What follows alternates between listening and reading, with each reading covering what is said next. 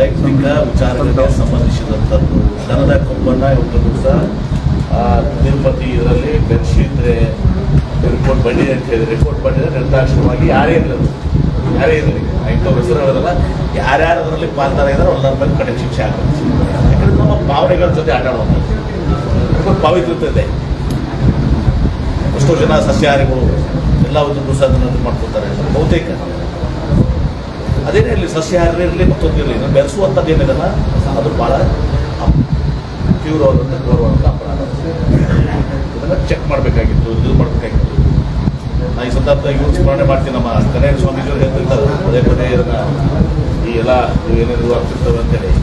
ಹಾಗಾಗಿ ಇದರಲ್ಲಿ ಯಾರೇ ಇದ್ರ ಇದ್ದಿದ್ರೆ ಅದು ರಿಪೋರ್ಟ್ ಬಂದಿದ್ರೆ ರಿಪೋರ್ಟಲ್ಲಿ ಸಿಗಿದ್ರೆ ಅದರಲ್ಲಿ ಯಾರ್ಯಾರು ಇನ್ವಾಲ್ವ್ ಆಗಿದ್ದಾರೆ, ಯಾರು ಇನ್ವಾಲ್ವ್ ಆಗಿರೋದು ನನಗೆ ಗೊತ್ತಿಲ್ಲ. ಯಾರು ಇನ್ವಾಲ್ವ್ ಆಗಿರೋ ಅವ್ರ ಮೇಲೆ ನಿರ್ದಾಕ್ಷಿಣ್ಯವಾಗಿ ಕ್ರಮ ತೆಗೆದುಕೊಂಡಿದ್ದಾರೆ. ಸರಿ, ವಿಜಯಪುರ ನೂತನ ಜಿಲ್ಲಾ ಹೌದು, ಈಗ ಮಾಡಿದ್ದೀವಿ. ಈಗ ಟೆಂಡರ್ ಕರಿತೀವಿ.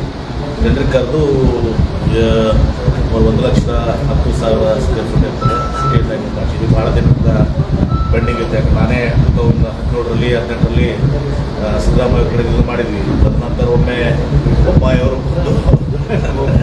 ಒಂದು ನಾವು ಫೌಂಡೇಶನ್ ಲೇ ಮಾಡಿದ್ದು ಗೊತ್ತಿರಲಿಲ್ಲ ಅವ್ರು. ನಾನು ಹೇಳಿದೆ ಆ ಫೌಂಡೇಶನ್ ಹಾಕಿದ್ದೀವಿ, ಅದನ್ನು ಮತ್ತೆ ಎತ್ಕೊಂಡಿದ್ದೀರಲ್ಲ ಅಂತೇಳಿ. ಅದೇನು ಮಾಡಲಿಲ್ಲ. ಅದು ದಿವಸ ಬಂದು ಫಂಕ್ಷನ್ ಮಾಡಿ ಹಣ ಖರ್ಚು ಮಾಡ್ಬೋದು. ಈಗ ಅದಕ್ಕೆ ನಾವು ಭಾಳ ದಿವಸದಿಂದ ಕಂಡಿದ್ದೀವಿ. ಅದು ಕೃಷ್ಣಬೈರೇಗೌಡರಿಗೆ 7 ತಿಂಗಳು ನಿದ್ದೆ ಆಗಬೇಕಾಗಿತ್ತು. ಆದರೆ ಅದು ಪರಿಸ್ಥಿತಿ ಇದು ಆಗಿದ್ದು ಸಹ ಅದು ಆಗಿದೆ. ಒಂದು ಒಳ್ಳೆ ಭವನ ಆಗ್ತದೆ. ಮತ್ತು ಫ್ಯೂಚರ್ ಆಗಿನೂ ಕೂಡ ನಾವು ಎಕ್ಸ್ಪಾನ್ಷನ್ಗೆ ನಾವು ಇನ್ಸ್ಟ್ರಕ್ಷನ್ ಕೊಡ್ತೀವಿ. ಮೇಲೆ ಒಂದು ಫ್ಲೋರ್ನು ಅಡಿಷನ್ ಆಗಬೇಕು ಮತ್ತು ಆಜುಬಾಜು ಜಾಗ ಇದೆ. ಆಜುಬಾಜು ಜಾಗದಲ್ಲಿ ಕೂಡ ಮುಂದಿನ ಇವತ್ತು NX ಅಂತೀವಲ್ಲ ಅಂದರೆ ಹೆಂಗೆ ವಿಕಾಸ ವಿಧಾನಸೌಧ ಪಕ್ಕ ವಿಕಾಸಸೌಧ ಇದೆ ಹಾಗೆ ಇದು ಸುಧಾ ಆಜುಬಾಜು ಏನು ಜಾಗಗಳಿದ್ದಾವೆ ಅದನ್ನು ಒಂದು ಮಾಸ್ಟರ್ ಪ್ಲಾನ್ ಮಾಡಿ ಅದನ್ನು ಐಡೆಂಟಿಫೈ ಮಾಡಿ ಇಟ್ಬಿಡಿ. ಮುಂದೆ ಒಂದು ದಿವಸ 10 ವರ್ಷ ನಂತರ 20 ವರ್ಷ ನಂತರ ಇವತ್ತು ಮತ್ತೊಂದು ಕಟ್ಟಡ ಬೇಕಾಗಿದೆ, NX ಬೇಕಾಗಿದ್ರೆ ಆ NX ಆಗಬೇಕಾದ್ರೆ ಅಲ್ಲಿ ಆಗಬೇಕು ಅಂತ ಅದಕ್ಕೆ ಸೂಚನೆ ಕೊಟ್ಟಿದೆ. ಮೊದಲು ಯಾರು ಯಾವುದು ಯಾಕೆ ಚೇಂಜ್ ಅಲ್ಲ ಅಂತ ಇದೆ ಸರ್, ಜಾಗ ಚೇಂಜ್ ಮಾಡಿದ್ರೆ ಅದು ಒಳ್ಳೇದಿಲ್ಲ ಸರ್. ಅಲ್ಲಿ ಸರ್ ಈಗ RCB ಅಂತ ಹೇಳಿ ಈಗ ರಾಯಣ್ಣ ಬ್ರಿಗೇಡ್ ಮತ್ತು ರಾಯಣ್ಣ ಚಂದ್ರಮ್ಮ ಬ್ರಿಗೇಡ್ ಹೊಸದು ಈಶ್ವರಪ್ಪ ಅವರು ಮತ್ತೆ ಮಾಡಿದವ್ರು ಕೇಳಿದ್ರು. ಅಲ್ಲಲ್ಲ ಸರ್, ಈಗ ಮತ್ತೆ ಈಗ ಯಾಕಂದ್ರೆ ಒಂದು ಐದ ಹೋರಾಟ ಶುರುವಾಯಿತು. ಅದೇ ರೀತಿ ಮತ್ತೆ ನಾನು ನೋ ಕಮೆಂಟ್ಸ್ ಮಾಡಿದವ್ರು ನಾನು ಮಾಡಿದವ್ರು ನಾನು ಯಾರು ಮಾಡಿದ್ದಾರೆ ಏನು ನನಗೆ ಗೊತ್ತೂ ಇಲ್ಲ. ನೀವು ಮಾಡಿದವ್ರು ಅಂತ ಹೇಳಿದ್ರೆ ಮಾಡಿದವ್ರಿಗೆ ಹೋಗಿ ಕೇಳಿ. ಸಿದ್ದರಾಮಯ್ಯ ಯಾವಾಗ ಸ್ವಾಭಾವಿಕವಾಗಿ ಇವತ್ತು ಊಹಿಸಲಾರದಂಥ ಆಪಾದನೆಗಳು ಬರ್ತಾ ಇದ್ದಾರೆ. ಯಾರೂ ಊಹೆ ಕೂಡ ಮಾಡಿಲ್ಲ ಈ ರೀತಿ ಕೆಲವೊಂದು ಕೆಲಸಗಳ ಮಾಡಲಿಕ್ಕೆ ಸಾಧ್ಯ ಇಲ್ಲ ಅಂತೇಳಿ. ಅಂಥವೆಲ್ಲವೂ ಕೂಡ ಇದು ಹೊರಗೆ ಬರ್ತದೆ. ತನಿಖೆ ಆಗಲಿ, ತನಿಖೆ ನಡೆದಿದೆ ಇಲ್ಲ. ತನಿಖೆ ಆದರೆ ಅದರಲ್ಲಿ ನಿಜವಾಗಿಯೂ ಕೂಡ ಆ ರೀತಿ ಊಹಿಸಲಾರದಂಥ ಒಂದು ಘೋರವಾದಂಥ ಒಂದು ಕೃತ್ಯವನ್ನು ಇವತ್ತು ಮಾಡಿದರೆ ನಿರ್ದಾಕ್ಷಿಣ್ಯವಾಗಿ ಮೇಲೆ ಕ್ರಮ ಆಗಬೇಕಾಗ್ತದೆ. ತನಿಖೆ ಹಂತದಲ್ಲಿ ನನ್ನ ಅಂತಿಮ ತನಿಖೆ ಆಗಲಿ, ಇವ್ರ ಮೇಲೆ ಕ್ರಮ ಆಗಲಿ.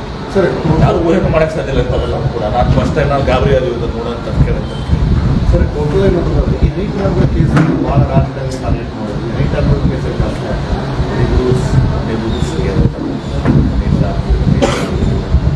ರೆಕಾರ್ಡಿಂಗು ವಿಡಿಯೋ ಎಲ್ಲನೂ ಕೂಡ ಭಾಳ ಕೃತಿಗಳು ಯಾರೇ ಮಾಡಿದ್ರು. ಮಾಡೋರು ತಪ್ಪು, ಮಾಡಿಸ್ಕೊಂಡವರು ತಪ್ಪು. ಸರಿ, ನೋಟಿಫಿಕೇಶನ್ ಮತ್ತು ವರದಿ ಕೇಳಿದ್ರು ರಾಜ್ಯ ಸರ್ಕಾರ ಮತ್ತು ರಾಜ್ಯಪಾಲರ ಸಂಘರ್ಷ. ಅದು ರಾಜ್ಯಪಾಲರು ರಾಜ್ಯ ಸರ್ಕಾರದ ಜೊತೆ ಸಂಘರ್ಷದ ಪ್ರಶ್ನೆ ಬರಲ್ಲ. ರಾಜ್ಯ ಸರ್ಕಾರ ಇವತ್ತು ತನ್ನ ಕೆಲಸಗಳನ್ನ ದೈನಂದಿನ ಕೆಲಸಗಳನ್ನ ಮಾಡ್ತಿದ್ದೇವೆ. ಅಡ್ಮಿನಿಸ್ಟ್ರೇಟಿವ್ನಲ್ಲಿ ರಾಜ್ಯಪಾಲರು ಹಸ್ತಕ್ಷೇಪ ಮಾಡಬಾರ್ದು. ಇವತ್ತು ಯಾರೋ ಹೋಗ್ತಾರೆ, ನಿಮ್ಮ ಪೊಲೀಸ್ ಸ್ಟೇಷನ್ ಬಿಟ್ಟು ರಾಜ್ಯಪಾಲ ಪೊಲೀಸ್ ಸ್ಟೇಷನ್ ಮಾಡಬೇಕಾಗ್ತದೆ. ಪೊಲೀಸ್ ಸ್ಟೇಷನ್ಗೆ ಹೋಗಿ ಕಂಪ್ಲೇಂಟ್ ಕೊಡೋದ್ರಲ್ಲಿ ರಾಜ್ಯಪಾಲರಿಗೆ ಹೋಗಿ ಕಂಪ್ಲೇಂಟ್ ಕೊಡೋದಿಲ್ಲ. ಹೊಸ ಒಂದು ವಿಡಿಯೋ ಸ್ಟಾರ್ಟ್ ಆಗ್ತದೆ.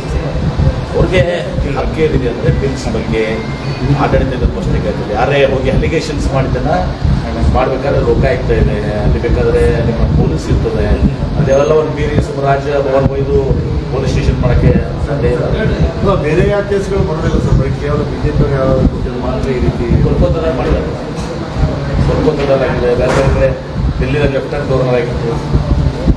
ಆಯ್ತು ಇದಾದ್ರೂ ಸರ್ಕಾರ ತೀರ್ಮಾನ ತಗೋತಾರೆ. ಕ್ಯಾಬಿನೆಟ್ಟು ಸರ್ಕಾರ ಇದರ ಬಗ್ಗೆ ರಾಜ್ಯಪಾಲರ ಹಸ್ತಕ್ಷೇಪದ ಬಗ್ಗೆ ಒಂದು ಅವರು ತೀರ್ಮಾನ ಕೈಗೊಳ್ತಾರೆ. ರಾಜ್ಯಪಾಲರು ಏಕಪಕ್ಷೀಯವಾಗಿ ಮಾಡ್ತಾ ಇದ್ದಾರೆ ಯಾಕಂದ್ರೆ ಸ್ವಾಭಾವಿಕವಾಗಿ ಗೊತ್ತು ಸರ್, ನಾನು ಹೇಳಿದ್ನಲ್ಲ, ಅದು BJP ಕಚೇರಿ ಆಗಿದೆ. ಏನು ರಾಜ್ಯಪಾಲರು BJPಯ ಏಜೆಂಟರಾಗಿ ವರ್ತಿಸ್ತಾ ಇದ್ದಾರೆ, ಪೊಲೀಸ್ ಸ್ಟೇಷನ್ ಆಗಿ ಕೆಲಸ ಮಾಡ್ತಾ ಇದೆ, ಲೋಕಾಯುಕ್ತ ಆಗಿ ಕೆಲಸ ಮಾಡ್ತದೆ, SIT ಆಗಿ ಕೆಲಸ ಮಾಡ್ತದೆ. ಗಂಭೀರತೆ ಕಳೆದುಕೊಳ್ತಾ ಇದೆ. ಸ್ವಾಭಾವಿಕ ದಿನ ಯಾರೋ ಹೋಗಿ ಹಾದ್ಯಾಗ ಹೋಗೋರೊಬ್ರು ಹೋಗಿ ಒಂದು ಅರ್ಜಿ ಹಾಕಿ ಏನು TV9 ಮೇಲೆ, ಪಬ್ಲಿಕ್ TV ಮೇಲೆ, ಸುವರ್ಣ ಮೇಲೆ ಅಂದ್ರೆ ಸರಿ ಸರಿ ಮತ್ತು ಔರಂಗಜೇಬ್ ಟಿಪ್ಪು ಸುಲ್ತಾನ್ ಮತ್ತು ಔರಂಗಜೇಬ್ ಯತ್ನಾಳ್ ಅವ್ರ ಬಗ್ಗೆ ನಮ್ಮ ಎಷ್ಟು ಮಟ್ಟಿಗೆ ಸರಿ ಅಂತ ಯತ್ನಾಳ್ ಅವ್ರಿಗೆ ಬಗ್ಗೆ ಮಾತಾಡಕ್ಕೆ ಹೋಗೋದು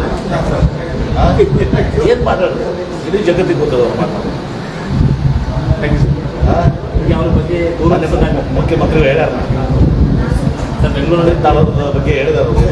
ಸರ್ ದೂರು ಸರ್ ದಾಖಲಾಗಿದ್ದು ರಾಹುಲ್ ಗಾಂಧಿ ಬಗ್ಗೆ ದೂರು ಸರ್ ಅದು ಸ್ವಾಭಾವಿಕವಾಗಿ ಯಾರ ಮೇಲೆ ಪ್ರದೇಶ್ ಗುಂಡ್ರು ಅವರ ಧರ್ಮಪತ್ನಿ ಮೇಲೆ ಮಾತಾಡಿದ್ರು, ಅದೇ ಈಗ ರಾಹುಲ್ ಗಾಂಧಿ ಅವ್ರ ಮೇಲೆ ಮಾತಾಡಿದ್ರು. ನಾನು ಇವ್ರ ಬಗ್ಗೆ ಯಾರು ಮಾತಾಡಿದ್ರು? ಅದೇ ರೀತಿ ಇವ್ರ ಬಗ್ಗೆ ಯಾರು ಮಾತಾಡಿದ್ರು? ತಾಯಿ ತಂದೆ ಮಕ್ಕಳು ಹೆಂಡತಿ ಯಾಕೆ ರಾಜಕಾರಣದಲ್ಲಿ ನಾವು ತಿರುಗಿ ರಾಜಕಾರಣ ಮಾಡ್ತಾರೆ. ನಿಮ್ಮ ಕುಟುಂಬದವ್ರನ್ನ ಹೆಂಡತಿ ಮಕ್ಕಳು ತಾಯಿ ಮಕ್ಕಳು ಮಗ ಸರಿ ನಾನು ಇಂಥ FIR ಎಲ್ಲ ನಾನು ಬರಲ್ಲ ನನಗೆ ಮಾಡಿದ ಮಾತಾಡಕ್ಕೆ ಬರ್ತದೆ. ಮಾಡಿದಾಯಿತು ಏನು ಕೋರ್ಟು ಕಾನೂನು ಸಂವಿಧಾನ ಏನು ಯತ್ನಾಳವ್ರಿಗೆ ಸಂಕ್ಷನ್ ಕೊಟ್ಟ.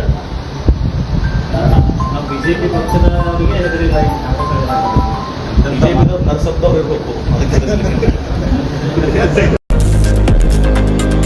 लेटेस्ट न्यूज अपडेट्स के लिए YouTube एक्सप्रेस को सब्सक्राइब कीजिए, साथ में बेल आइकॉन को भी क्लिक कीजिए। साथ ही साथ लाइक, शेयर और कमेंट करना ना भूलिए।